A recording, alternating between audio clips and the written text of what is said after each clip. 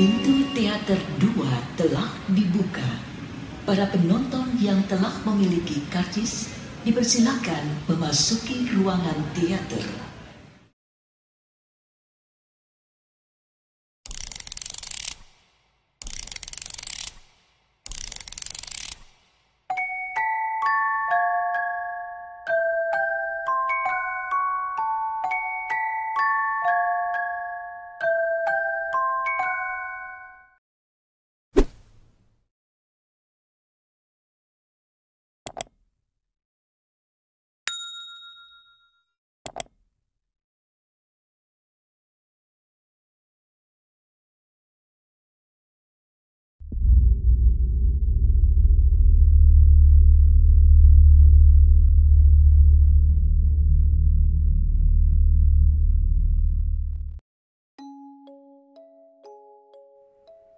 Setelah selesai Isya, Kang Digo menjemputku dan kakakku untuk menjenguk Mas Edi dan bertanya apa yang terjadi sebenarnya semalam.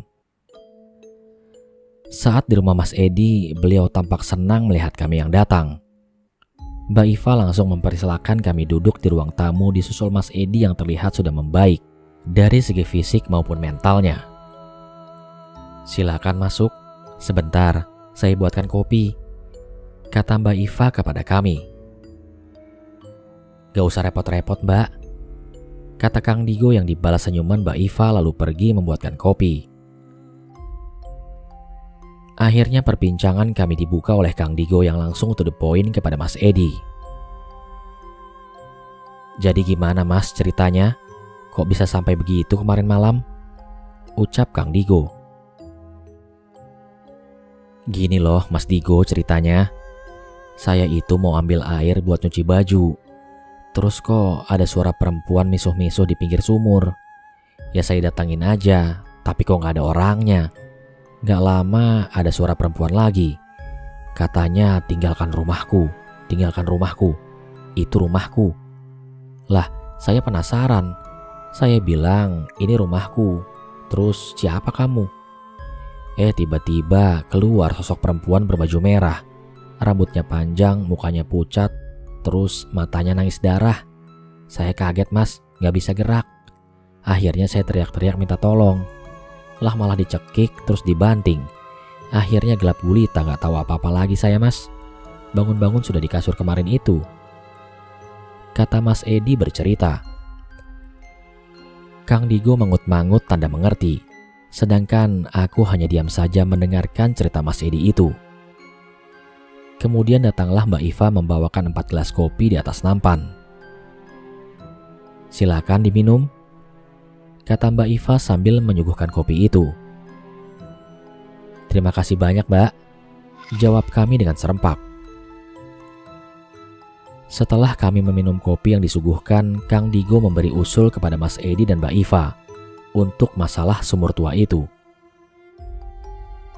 "Mas Edi, Mbak Iva, nanti malam saya sama Hupe dan Daniel begadang di sumur itu. Saya mau tahu apa sih maunya si Kunti itu. Kok sampai bisa mencelakai yang punya rumah?" kata Kang Digo pada Mas Edi dan Mbak Iva. Aku yang mendengar perkataan Kang Digo sambil minum kopi otomatis kaget dan tersedak. Sampai-sampai kopi yang kuminum keluar lewat hidungku. Mereka berempat malah mentertawaiku. Tar dulu. Kok bawa-bawa aku sih? Kalau mau pacaran sama Demit gak usah ajak-ajak aku. Takut. Protesku sambil masih terbatuk-batuk. Namun bukannya jawaban yang kudapat, malah senyuman Kang Digo yang ku ketahui artinya aku mau tidak mau harus ikut. "Ayo lo dek, ayo. Nanti digigit terus diminum darah kamu," kata kakakku malah menakutiku. Aku hanya bisa menelan ludah membayangkan akan hal itu. Apa yang akan terjadi nanti malam ya? Akhirnya Mas Edi dan Mbak Iva dengan senang hati menyetujui usulan Kang Digo. Aku hanya bisa menghela nafas panjang karena memang aku sudah terlanjur terlibat dengan urusan sumur tua ini. Akhirnya kusempatkan pulang untuk membawa bekal berupa sarung, kemudian kututupkan di kepala seperti orang mau ronda. Dan singkat cerita, acara menemani kakak-kakakku yang ingin mengapeli si Kunti pun dimulai. Kami bertiga duduk bersila di pinggir sumur. Kang Digo membawa kopi 1 termos ukuran sedang dan air putih 1 ceret, entah untuk apa. Kupikir untuk bekal agar tidak dehidrasi dan agar tidak mengantuk. Tapi anehnya gelas yang disediakan ada 4, padahal kami hanya bertiga. Tak butuh waktu lama terdengar suara cekikikan dari dalam sumur. "Siapa yang berani ikut campur urusanku?" kata suara yang berasal dari dalam sumur. "Aku Digo, muridnya Mbah Mus, dan ini cucu-cucu Mbah Mus, keturunan dari Mbah Seto," kata Kang Digo lantang sambil menunjukku. "Murid Mus, cucunya Mus, jangan ngaku-ngaku. Saya bunuh kalian semua," jawab sosok itu dengan marah, dibarengi dengan munculnya 2 tangan pucat yang memegangi pinggiran sumur. Saat itu, udara yang awalnya dingin, sejuk, semriwing berubah menjadi gerah dan panas, dan rasa tidak nyaman. Aku pun merapatkan dudukku pada Kang Digo dan kakakku. Tiba-tiba saja sosok Kunti itu pun terbang keluar dari dalam sumur sambil cekikikan. Sosok itu langsung melayang di depan kami menunjukkan mukanya yang pucat, serta matanya yang mengeluarkan air mata darah. Kang Digo pun langsung berdiri di depanku. "Apa maumu sekarang? Sampai berani-beraninya membuat celaka yang punya rumah," kata Kang Digo sambil bertolak pinggang. "Jaga mulutmu. Ini rumahku. Ini rumahku dari dulu. Tidak saya izinkan orang lain menempati di sini selain anak keturunanku. Ngerti kamu?" kata sosok Kunti itu sambil misuh-misuh dan menunjuk Kang Digo. Tiba-tiba aku teringat sesuatu. Sosok itu mirip dengan foto yang ada di album foto milik Mbah Kung. Kuperhatikan dengan seksama, muka pucat dengan mata yang terus meneteskan darah itu. Dan benar saja, itu adalah Mbah Suprap, tetangga dari Mbah Kung dulu. Si pemilik rumah ini akhirnya meninggal karena sakit keras. Kejadian ini sebelum aku dan kakakku lahir. Aku dulu pernah diceritakan oleh Mbah Kung tentang teman-temannya termasuk Mbah Suprap ini, yang sebenarnya adalah cinta pertama dari Mbah Kung.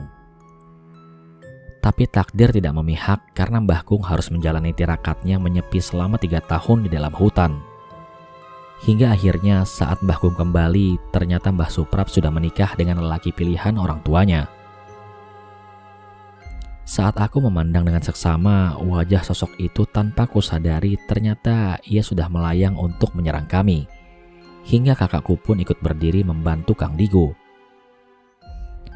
Akhirnya terjadilah pertempuran antara mereka bertiga.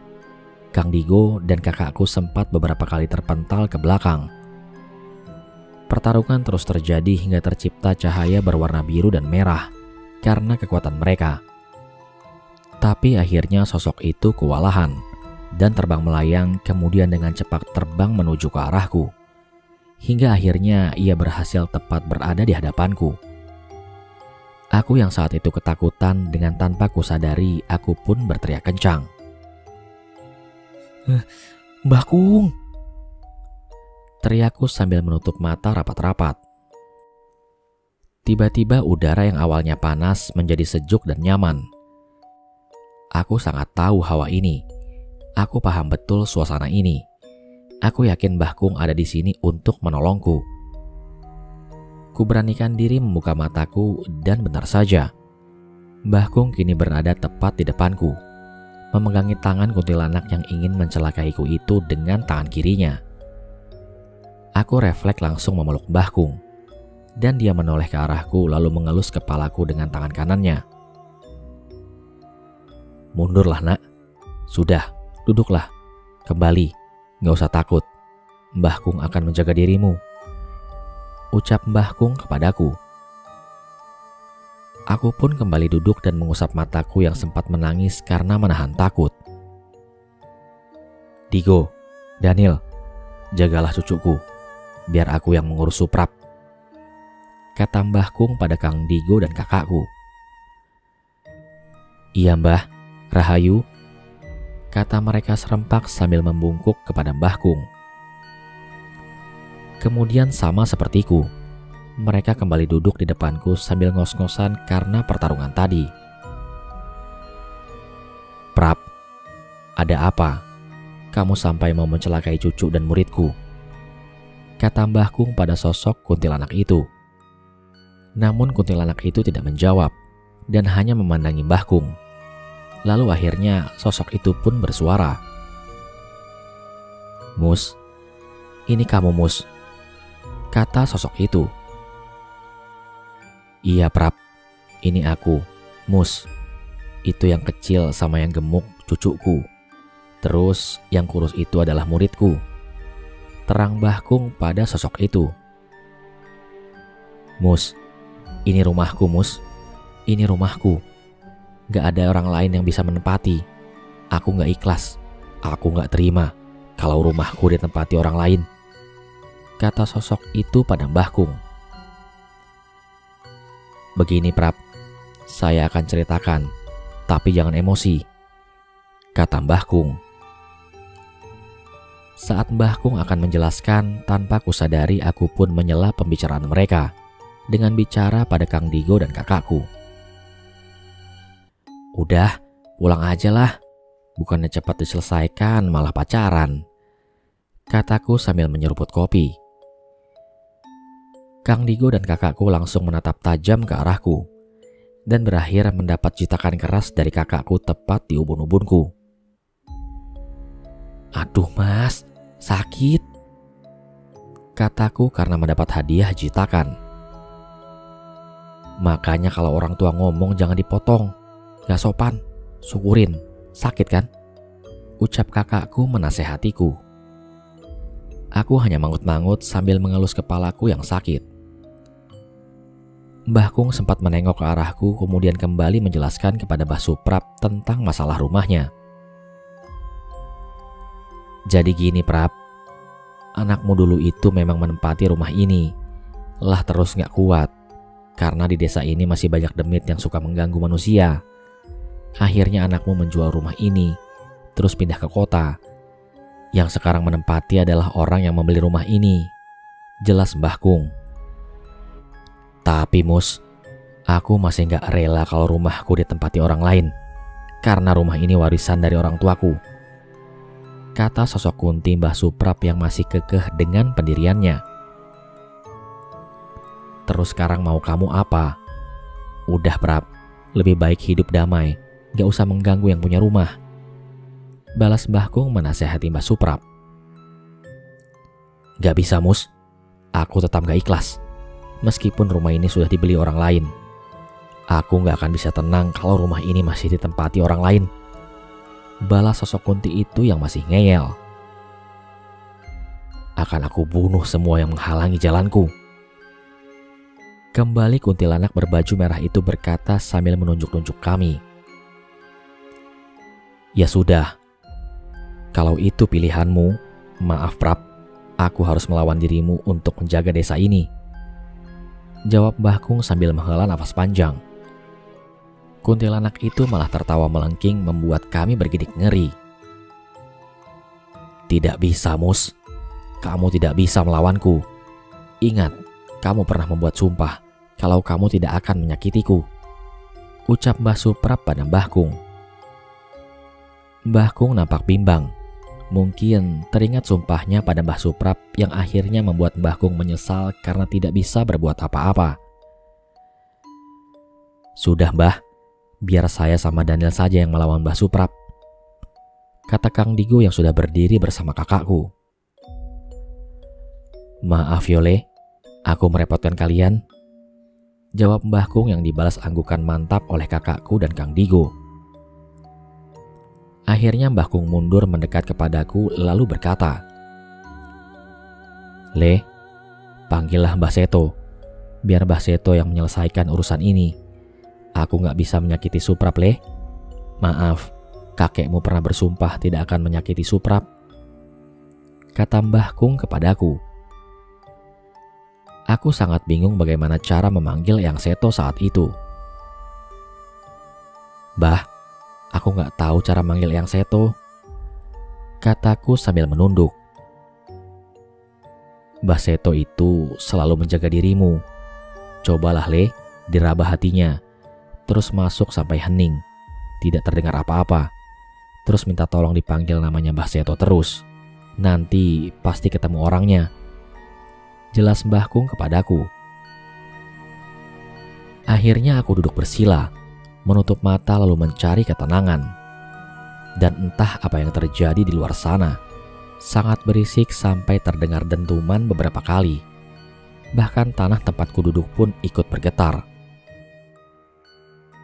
Aduh, gimana aku bisa tenang? Batinku saat itu. Kubuka mataku penasaran apa yang terjadi. Ternyata kakakku dan Kang Digo kembali bertarung dengan sosok Kunti Mbah Suprap. Tapi kali ini lebih dahsyat, karena sampai menimbulkan getaran pada tanah di saat kekuatan mereka bertabrakan. Hanya sosok Mbah Kung yang berada di depanku saat itu. Ayo Le, konsentrasi. Mbah gak bisa membantu kakakmu karena sumpahku dulu, ucap Mbah Kung. Terlihat sepercik penyesalan di wajah Mbah Kung karena tidak bisa menolong cucunya dan muridnya. Saat ingin kembali bermeditasi, tiba-tiba dari dalam sumur kembali keluar sosok tinggi, besar, berbulu dengan mata merah dan mulut bertaring serta meneteskan liur. Ayo keluar semua, bantu aku menghabisi orang-orang kurang ajar ini, teriak kuntilanak itu. Rasanya jantungku mau berhenti saat kulihat sosok genderuwo itu tak hanya satu, tetapi kembali muncul satu sosok yang sama.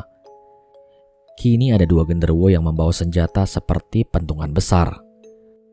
Mbah Kung pun langsung berdiri dari duduknya, menengok ke arahku sebentar kemudian tersenyum. Sungguh damai dan menenangkan saat Mbah Kung tersenyum. Tapi tak berselang lama, Mbah Kung langsung menuju ke arah dua genderuwo itu dan bertarung dengan mereka. Sungguh saat itu aku sangat bingung. Ingin membantu namun aku belum banyak mengerti saat itu. Akhirnya aku putuskan untuk kembali mencoba memanggil Eyang Seto. Kutarik nafas dalam-dalam mencoba menenangkan diri dan berpikir jernih. Mulai aku pejamkan mataku. Kucari ketenangan dalam suasana yang sangat mencekam. Kuabaikan tanah yang bergetar. Terlihatlah seperti tirai besar yang mulai aku buka satu demi satu. Lalu kemudian yang kulihat hanya gelap dan tenang. Terlihat sebuah cahaya kecil seperti sebuah lampu di dalam kegelapan. Terlihat ada seseorang yang duduk bersila di bawah cahaya itu. Dan segera aku berlari menuju orang itu. Akhirnya kamu bisa masuk ke sini, Le. Tidak usah dijelaskan. Aku sudah tahu semuanya. Ayo ikut Eyang, kata orang itu. Dia adalah leluhurku Eyang Seto, orang yang selalu menjagaku di saat genting. Beliau menggenggam tanganku lalu membawaku terbang. Aku pun membuka mataku. Saat itu aku kembali ke dunia di mana pertarungan itu masih terjadi. Langit malam yang cerah berubah menjadi berawan. Angin pun berhembus kencang. Terdengar suara gemuruh awan di atas kepalaku. Udara menjadi dingin dan seketika itu juga terdengar suara yang menghentikan pertarungan antara Mbah Kung melawan genderuwo itu. Begitu juga pertarungan sosok Kunti Mbah Suprap melawan Kang Digo dan kakakku. Semuanya bungkuk memberikan hormat kepada sosok yang kini berdiri di depanku dengan baju putih serta gelang emas di lengan dan pergelangan tangannya. Sudah, berhenti semuanya. Satu kalimat dari Eyang Seto dengan suara yang menggelegar. Semua menatap Eyang Seto yang memiliki mata hitam tanpa pinggiran putih. Matanya seperti jurang yang tanpa dasar. Seketika semuanya memberi salam pada sosok Eyang Seto. Rahayu Eyang, kata mereka dengan serempak. Rahayu, semoga selalu sehat dan tidak ada apa-apa, ucap Eyang Seto sambil mengangguk. Saat Eyang Seto memberi salam, dua genderuwo yang tadi bertarung dengan Mbah Kung tiba-tiba saja menghilang. Mereka pergi seperti sedang ketakutan. Entah kenapa aku pun tidak mengerti saat itu. Eyang Seto hanya menatap mereka, lalu pergi kembali menatap Mbah Suprap. "Sudah, berhenti semuanya. Suprap, kesini ikut saya. Saya akan tunjukkan akar permasalahannya." Kembali Eyang Seto berkata dan menyuruh sosok Mbah Suprap ikut dengannya.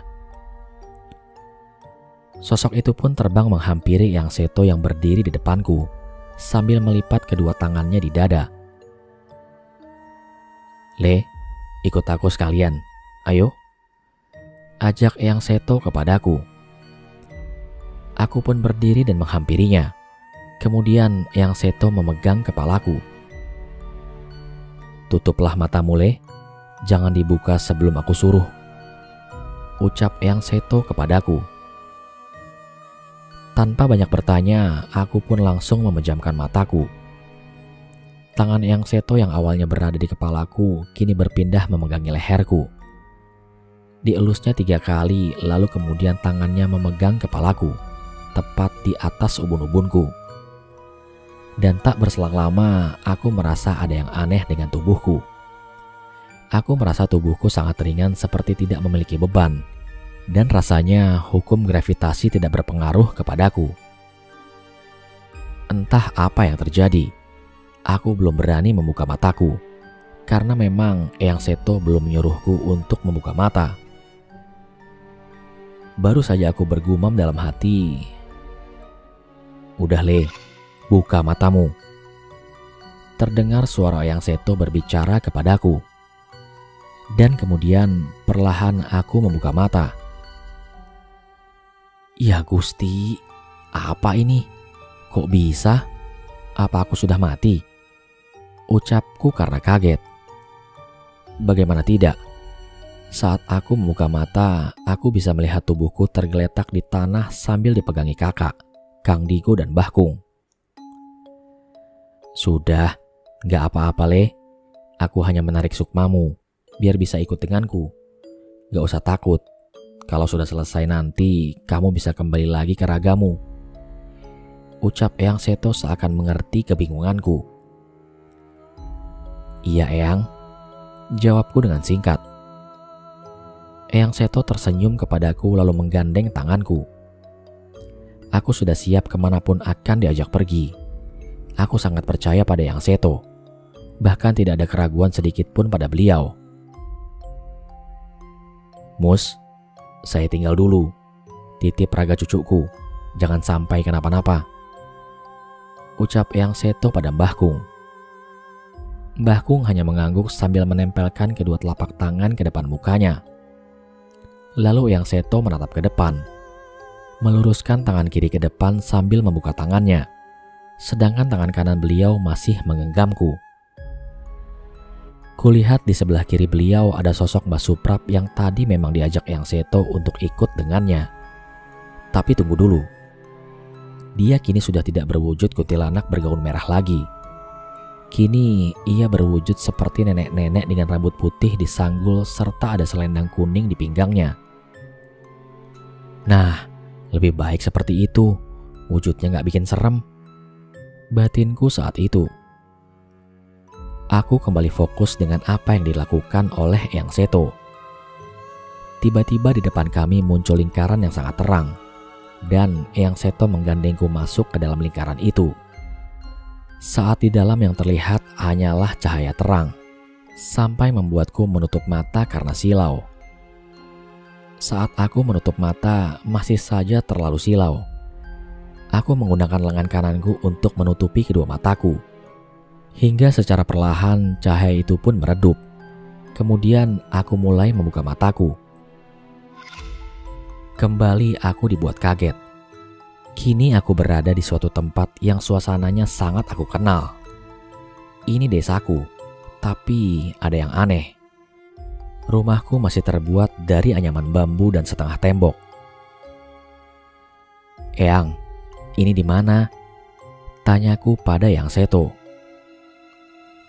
"Ini desamu, Le, tapi zaman dulu," jelas Eyang Seto kepadaku. Aku berpikir keras.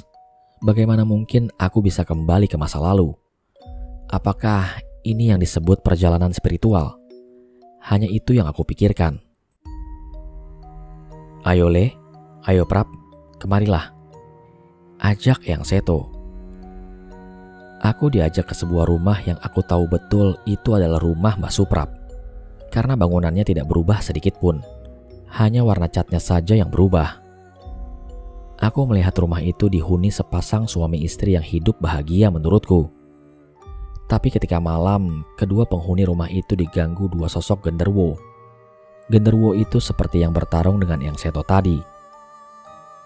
Genderuwo itu mengganggu dengan cara menindih, mengacak-acak dapur, bahkan berubah menjadi sosok sang suami untuk melakukan hubungan intim dengan sang istri.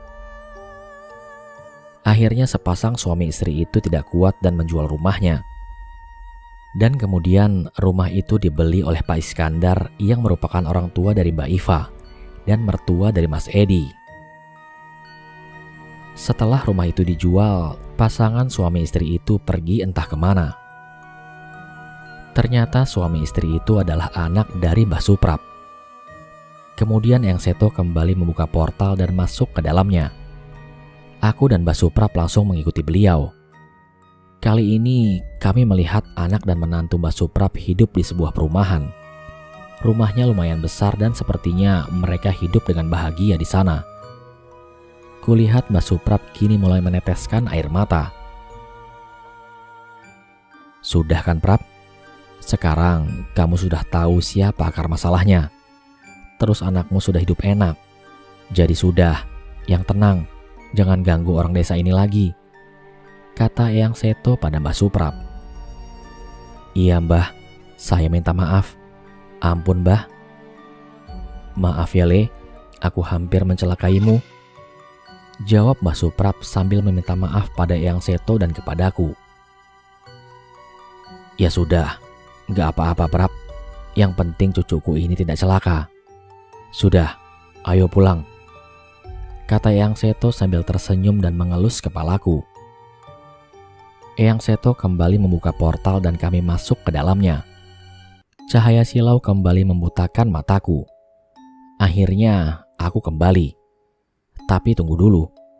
Bagaimana caraku masuk kembali ke dalam ragaku? Dan sudah tanggal berapa sekarang? Karena aku merasa sudah berhari-hari saat mengamati rumah Mbah Suprap yang dulu.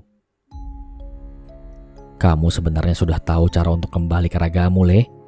Coba dipikir lagi," ucap Eyang Seto yang jelas mengagetkanku. Entah kenapa aku langsung menuju ke tubuhku yang tergeletak. Kupejamkan mataku sambil memegang kepalaku. Kemudian kutekan ubun-ubunku menggunakan jari telunjuk. Aku merasa seperti tersedot masuk ke dalam sesuatu. Kemudian aku bangun dan ternyata aku berhasil kembali ke dalam tubuhku. Dan kalian tahu, ternyata aku hanya pergi 15 menit. Padahal aku merasa berhari-hari saat kembali ke masa lalu. Akhirnya Mbah Suprap disuruh Eyang Seto untuk tinggal di pohon jambu biji yang ada di rumah belakangku. Beliau sering sekali menembangkan lagu Jawa saat malam. Sedangkan sumur ditutup dengan besi dan kayu atas perintah Eyang Seto. Kedua genderuwo biang masalah itu sudah diusir pergi dari desaku oleh Eyang Seto. Sedangkan Eyang Seto dan Mbah Kung, mereka kembali menjadi kepulan asap dan menghilang. Namun aku tahu betul, saat aku benar-benar kesulitan, mereka akan datang menolongku.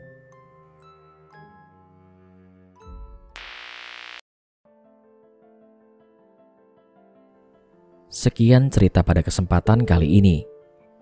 Kiranya dapat diambil sisi positif dari cerita di atas. Namun apabila ada hal-hal yang bertentangan dengan prinsip, baik itu secara agama ataupun kehidupan bermasyarakat, mohon untuk tidak disikapi dengan serius. Anggaplah cerita ini sebagai hiburan semata. Terima kasih kepada teman-teman yang sudah menyimak cerita ini dari part 1. Sekian dulu perjumpaan kita kali ini.